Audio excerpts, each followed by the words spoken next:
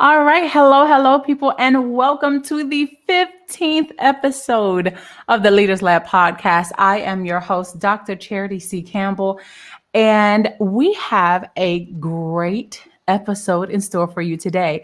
You know, we last week we started a new series that is primarily focused on being a multi-passionate entrepreneur. And if you follow me on Instagram, you know that I just posted a few days ago that I am now forevermore using the term Entreleader.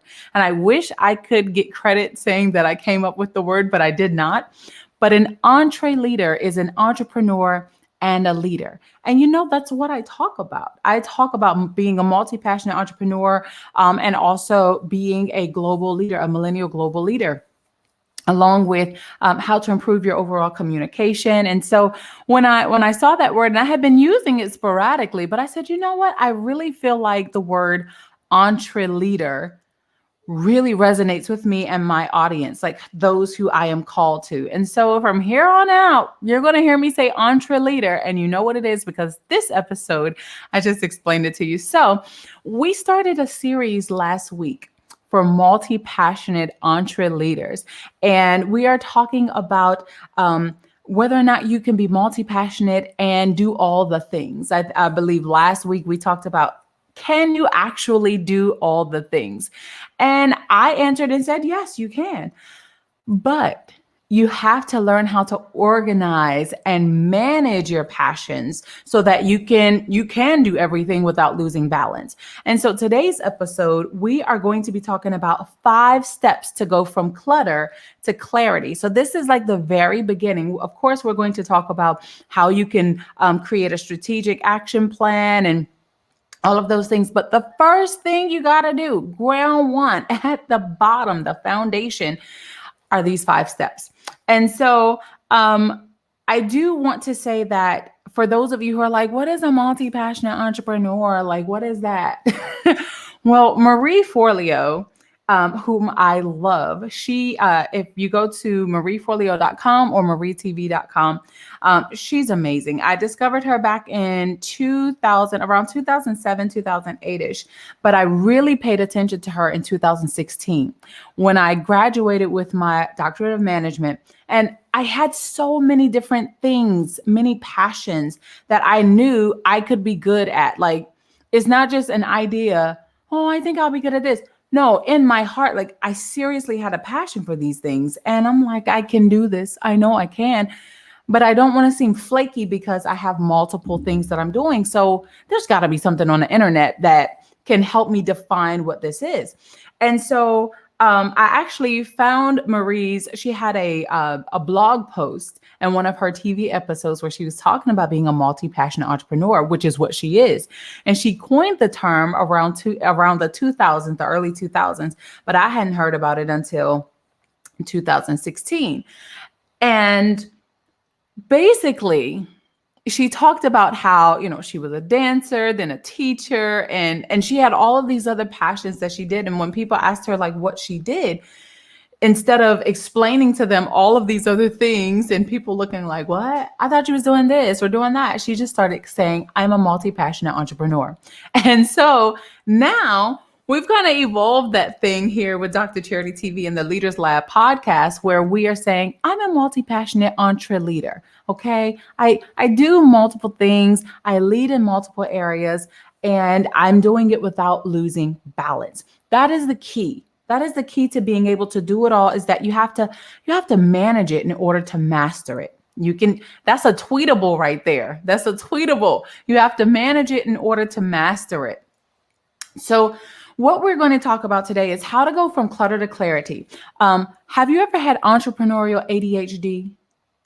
And we kind of call that, it's a little different than the shiny object syndrome, but we are going to have an episode on that as well. But with the shiny object syndrome, you see something and you're like, oh, I want to do that. Or that might be a good idea. Or maybe I should switch and do that instead.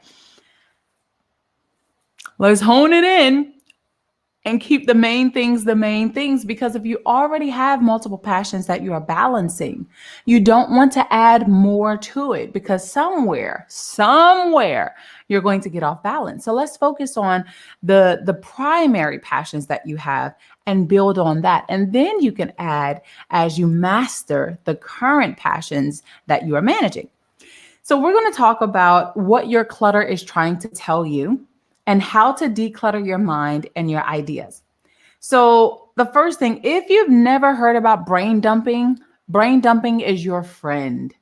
Brain dumping 101 right here at the Leaders Lab podcast. Brain dumping 101. So let's say you have all of these amazing ideas. I mean, you want to do this, you have this idea, that idea, you have this book that you want to do, this product that you want to produce, this digital product, this brand. You have so many things that you want to do. And they all seem like they would be very, very profitable. But you have so much going on in your mind. Take out some paper, go old school with it first, okay? Let's use some good old-fashioned pen and paper first and write everything down. I don't know what it is, but there's something that changes within us when we write things down, when we're able to see these ideas and these thoughts go from mind to map. When you're just writing it down, and you don't have to do it in any type of organized way. It doesn't have to be in bullet points if you don't want it to be. It doesn't have to be numbered or alphabetized. It doesn't have to be any of that. Just simply write down, jot down everything that comes to your mind. Now, organization, that comes later. So you don't have to worry about trying to, say, well, this will be 1 and this will be 2. Just dump everything out of your brain. Everything. It doesn't matter if it seems like it makes sense or not. Dump it all out on paper. And once you finish getting everything out on paper, now we're going to step 2. And step 2 is to take a step back, review what you've written down. So you review the clutter, and then you begin to organize the clutter. So we have step 1, brain dump. Put everything down on paper. You just write all your ideas out. Get leave no idea behind. Okay, write everything out on paper. And then step 2 is after you do that, you step back and you review. You take a look at the organized clutter, everything you just wrote down. And there are some key things that I want you to ask yourself. Okay, key questions. The first one is, what dominant themes do I see? If I'm writing a lot of ideas that I have about, books, maybe book titles, or maybe they're blog post titles, or maybe I have like a graphic series or with graphic images series, or maybe I have some type of video series. Like they're just different things that I have written down, and they all kind of coincide together. Now you can identify or categorize them as themes. So you want to think about that. What dominant themes do I see? Then ask yourself, okay, I have the dominant themes. What can I group together? Like, what can I combine into a nice cluster that will kind of make it seem like it goes together, like it would go well together. And then also ask yourself, what ideas are repetitious?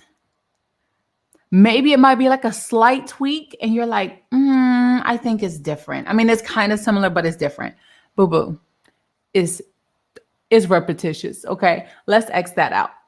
Delete it. I know, I'm sorry. I know you want to keep everything, but I'm trying to help you not lose balance and be able to manage what you want to master, right? So find out what's repetitious. And then also ask yourself, as you're looking at what you just wrote down from the brain dump, what ideas can be improved? Any ideas that are down here, what can be improved? So as you're asking yourself these questions, now you're going to do step 3, which is begin the process of elimination. Yes, honey, it's time to eliminate some of these ideas that you were just like, I want to hold on to it, but I don't really know if it's going to be beneficial for me to exit out. Let's go ahead and cross it out right now. So when you're doing step 3, the process of elimination, the first thing, of course, you're going to ask yourself is what can be eliminated? What are the ideas? What are the keys? What are, they're keys that I need to keep And what are the things that I can let go, that I should eliminate?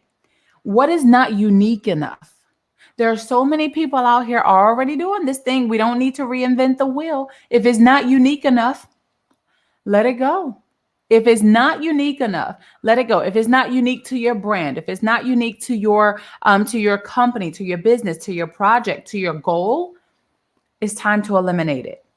You can revisit it later, but for right now, it's time to eliminate it. The third thing you should ask yourself in step 3 is, what will take more time than I'm able to give? Like, of course, you're going to allocate time to your tasks, to your projects, to your goal. But if something is going to take far too much time, more time than what you're willing to give, let's eliminate it.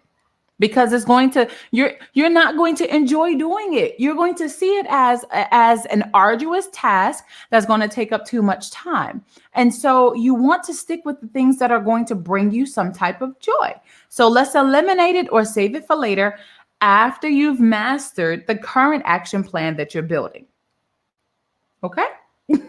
All right. So also, I want you to work with the ideas that will create a win right now. Work with those ideas that you say, okay, I know that if I do this now, I can create a win. When I say create a win, I mean it helps you to achieve some sort of success. It doesn't have to be success on a grand level. It doesn't have to be success on a big level. It just needs to be something that you can do now that will help you in the temporary term, like right now, maybe in the next week or the next month or the next 3 months, something that will help you create a win now that will help boost your morale. I'm telling you, when you win, when you are successful at even the smallest thing, it really ignites your fire and your flames for your purpose, and it makes you want to continue to do more.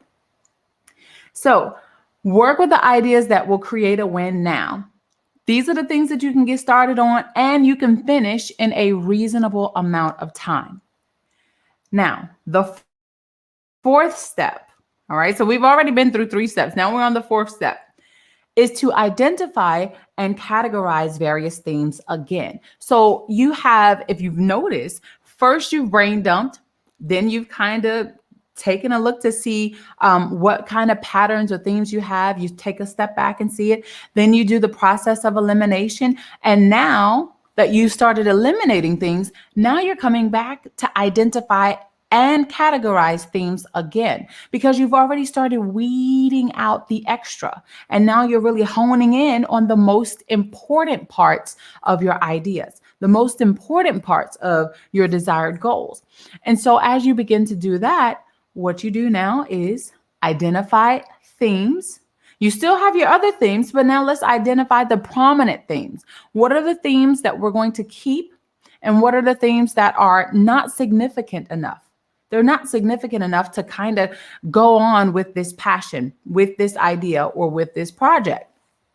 So once you do that, you ask yourself, can this be grouped with another idea? This is how we are consolidating. Okay, so we're taking everything that's cluttered. We're taking everything that was all jumbled up before. We have it written on paper. We have it just, we have everything written out, and now we're starting to section off different themes. We're starting to plan it a little bit better. We're getting it organized. Okay, and so you say, here's a cluster of ideas that form a theme. So I can use this cluster right here. This will be one thing. For me, I have three main areas of focus with my DrCharityTV brand. Now I also have my travel brand and I have my health and wellness brand. Those are 2 separate. So what I had to do was move those off to the side and do a completely separate decluttering strategy for those so that I could get clear on what each one of those brands would represent. For my DrCharityTV brand, I focus on millennial leadership. I focus on multi-passionate entrepreneurialism, and I also focus on cross-cultural communication and the ways that we communicate with ourselves. But I didn't start out with that. I started out with so many different things that it was just all over the place, but I had to fine tune it. I had to fine tune all of these, eliminate so many. I had great ideas. Let me tell you, I had ideas that I thought was just so amazing. I'm like, oh, this is good. I'm going to keep this. And as I continued to work more, I realized that some of the ideas that I was trying to hold on to were actually holding me back. They were actually stifling my creativity. And if you ever find yourself in that place to where your creativity is beginning to stifle, you're not being innovative anymore because you're so busy trying to make this one thing work, it might be time to let that go. Because the idea that you're trying to hold on to, it may be a great idea. It may be something that's going to work well for you in the future, but you have to let it go now and focus on what you can win with now, so that it boosts your confidence enough. It boosts your morale. It gets you really rocking and rolling, so that when it's time for you to approach the other idea that really wasn't prospering at that time in the past, now you can look at it from a different strategic angle because you've already worked with and mastered the multiple passions that you're working on now. Does that make sense? So if it does, let me know. Leave it in the comments below, because I want to know if this is resonating with you. Okay. So you identify the cluster of ideas that form a theme, and you ask yourself, what are the major ideas or topics that stand on their own? These major ideas or topics that stand on their own, they're going to be your prominent themes. Like for me, again, mine was millennial leadership, also multi-passionate entrepreneurialism, and with that. So before it was multi-passionate entrepreneurialism, it was really about digital organization development. So that the multi-passionate entrepreneurialism actually falls up under digital organization development. And as I was picking out these themes based on my passions, and also based on just things that I know, okay, I can do this. I have experience in this. I'm learning more about this. I've worked in this. I've taught this in my university classes. So as I'm looking at all of these things, I'm forming the primary themes that would work for me. Even with the different categories. That's part of what we're doing here. We're finding the major ideas or topics that stand on their own, and then we're looking at the minor ideas or topics that can classify as subtopics under the primary topic. So that's why when I was talking about digital organization development and multi-passionate entrepreneurialism, now we're also looking at brand identity, like online brand identity, how to build an online brand, how to build an online presence. All of those are subtopics. Those are subtopics for me. Now, for someone else's brand, that's probably going to be a primary theme. But for me, it's a subtopic because that's not the only thing that I will be focusing on. Does that make sense? If so, let me know. I want to hear from you, okay? Let me know. Now, once you have your themes and your clusters put together, you should see something that looks like a beautifully organized sequence that you created.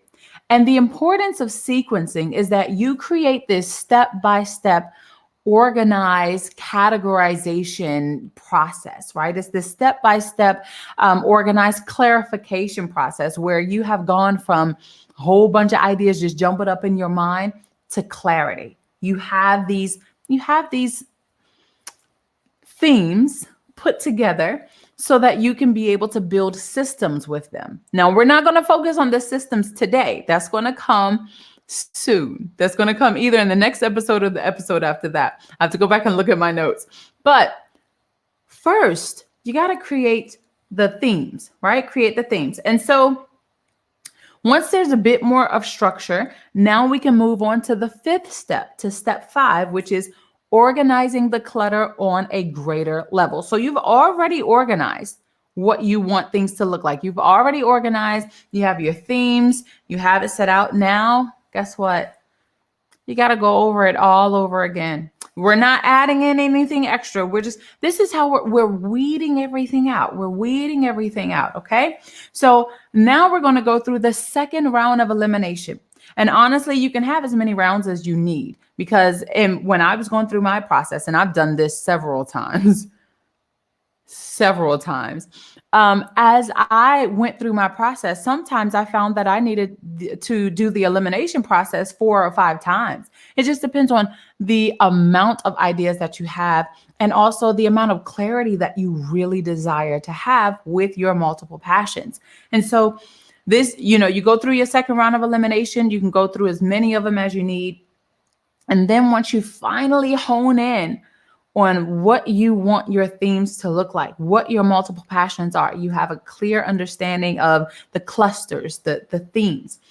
Then you ask yourself, well, which one should come first? For me, I told you I have 3 that I focus on, right? I focus on millennial leadership. I focus on digital organization development, which is also the multi-passion entrepreneurialism. And I also focus on, instead of just saying cross-cultural communication, let's just add in communication, because cross-cultural goes up under that, as well as strategic, as well as personal and relational, and all of those. So I have those 3. Now, as I have those, now I know specifically what I want to work with.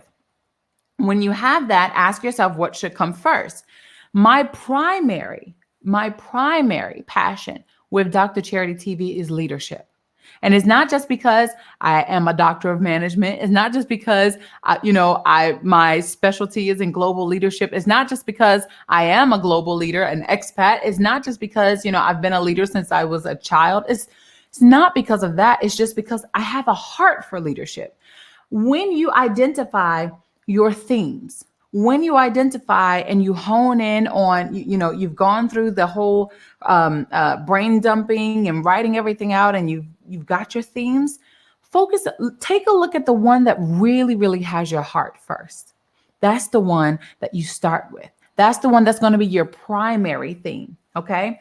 And then once you have that, then you can decide what comes after. So for me, leadership was first, then digital organization development came next, because I have experience with online branding, working in online marketing for various nonprofit organizations and companies. So all of that, but my love and my passion for that isn't as strong as leadership. So that's why it came second. And so the same thing I say to you, whatever you have experience in and whatever you're good at, that can come second. The saying, do what you love what you do. Let that one, I'm sure you're going to have so many themes that come out of that. Let that one be your primary. And then what you're really good at after, what you love and what you're good at, and then what you're good at, what you might not necessarily love so much, let that one be the second thing that you focus on. And then you can keep going down the level like that.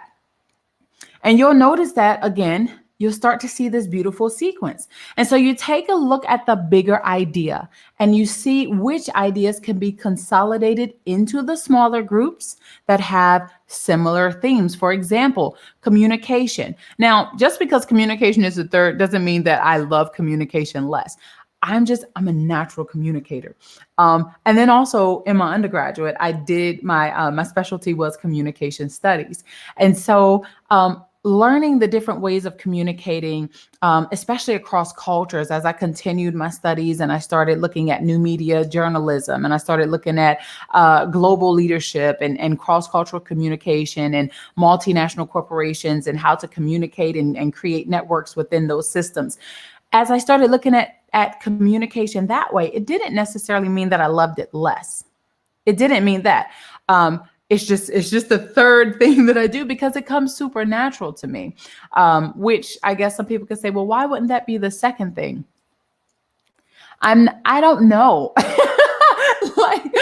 I don't know why that doesn't come second, but it's in the mix. It's in the number. Okay. So I do have, like I said, the leadership, the digital organization development, and the communication. Now, with those things, when you start to group those things together on a greater level, after you have gone back through the elimination process as many times as you need, when you start looking at, like, for example, I just completed a series on negative self-talk, like how to transform negative self-talk into positive affirmations for yourself. That was a theme, a smaller theme, something that was added under communication, because it's how we talk to ourselves, how we communicate with ourselves. And so that's what I mean when I say to find smaller ideas that can support the main idea or the function of a more significant idea. The more significant idea here is communication, but negative self-talk, that's a smaller idea that can support the function overall of communication. So find what it is that your primary things, and things that you're just like, I can't part with that. Like, I just can't do away with this. Like, I really like this idea. Then see where it can fit under another category or another theme. Okay. And be honest with yourself. This is the biggest thing. I had to do that. Be honest with yourself, because although our brains are very smart, we're wise, we're intelligent, we're amazing, not every idea is significant. I'm just going to tell you, okay? If nobody else is going to tell you, let me tell you, okay? Not every idea is going to be significant. And I know you're going to want to hold on to it, but you got to let it. I think you better let it go. You're going to have to let it go. Even if it's something that you come back and you visit a little bit later down the line. For now, baby, bye, bye, bye. You got to let it go, okay? Because again, like we talked about before, if you're trying to hold on to the idea that is not conducive for your success at the moment, it's going to hold you back. It's going to hold you back. And we're not trying to stunt our growth. We're not trying to do that. We are trying to grow and win, right? Okay, so you got to let it go. Be honest with yourself. Not all ideas are significant. And so the whole process is you brainstorm. This is how we get all of these ideas, right? We brainstorm, and then we brain dump, and then we declutter, and then we take it through that clarifying process, that clarification process that I just reviewed with you with those 5 steps. And so again, I want to go over those 5 steps again. Let me scroll back through. So the first step that you do, of course, is you brain dump. You write it down. Write everything down on paper. The second thing is, after you dump it out, you take a look, and then you begin to organize the clutter. After you organize the clutter, you begin the process of elimination the first time. Then the 4th step is to identify and categorize your various themes. After that, step number 5, you come back and you begin the elimination process again on a greater level. And you start honing in on what primary themes you see and what are the themes that you should keep. Remember, I have to say it again because I feel like somebody needs to hear this again. Not every idea is significant. It's okay to let it go. It's okay to let it go. You'd be amazed at what will happen in your life when you start to let things go that are holding you back. That's a word for somebody. I'm not going there with y'all right now. But this is how we are taking just a simple brainstorm process. This is actually my brainstorm process that I go through. And I've shared it with clients before. I've shared it with friends. I've shared it with family members. And it works. I'm sure you probably have a similar brainstorming process, maybe, or maybe you don't. That's why you're listening to this podcast or why you're watching right now. So think about that. This is just a simple brainstorm process that we turn into a comprehensive strategic plan of action in the upcoming episodes. Okay. So all the brainstorming ideas that you have written down, we're going to do something with this. So make sure you go through this process. Okay. Go through this process. And remember to be authentic. Be honest with yourself. What works best for you in your profession right now? What ideas do you have that's going to work for you in your area of influence right now? Don't think about somebody else. Don't try to be like anybody else. Don't try to have, this exact same ideas as somebody else. What works for you? What will work for you in your area of influence, in your field, in your career, in your profession? What's going to work for you? Now, I want to mention my tweetable again, because I want somebody to tweet this out, and you can also, write it as a quote on LinkedIn or Facebook. Make sure you tag me, okay? DrCharityTV. You have to manage it to master it. I'm going to say it again because I feel that thing down in my spirit. You have to manage it to master it, okay? You have to manage it to master it. And next week, we're going to talk about what to do with your newfound clarity. So today we really focused on the clarity. Next week, we're going to talk about what to do with that newfound clarity, how to take your uncluttered ideas and organize them into a strategic plan. And also remember, we are working on this series because I want to help you manage your multiple passions and ideas so you can go from concept to creation to consistent execution and implementation without losing balance. Listen, thank you for tuning in to the 15th episode of the Leaders Lab podcast. Today, we are continuing in our multi-passionate Entreleader series.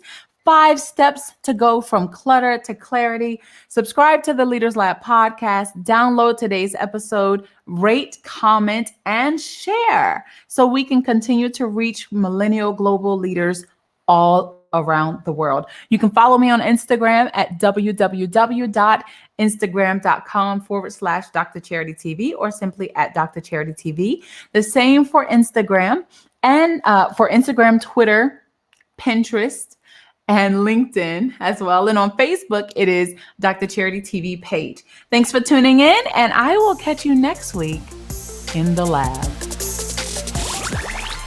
Thank you for listening to the Leaders Lab podcast. Visit our website at www.drcharitytv.com.